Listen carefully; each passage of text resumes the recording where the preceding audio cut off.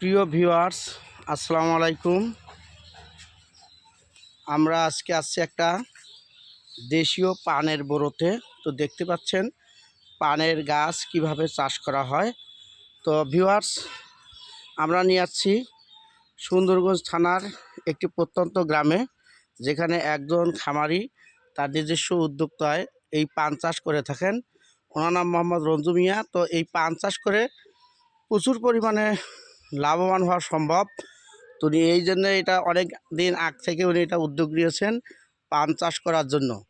দেখতে পাচ্ছেন যে পান চাষ করার জন্য চারপাশে উনি সুন্দরভাবে মশারি দিয়ে বেড়া দিয়েছেন, সেই সাথে উপরে ছাউনি দিয়েছেন।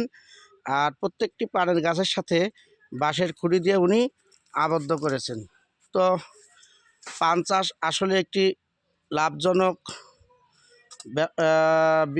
লাভজনক। তো আসুন আমরা সকলেই নিজেই উদ্যোক্তা হই এবং পান চাষের দিকে ঝুঁকে পড়ি। ধন্যবাদ, ভালো থাকবেন।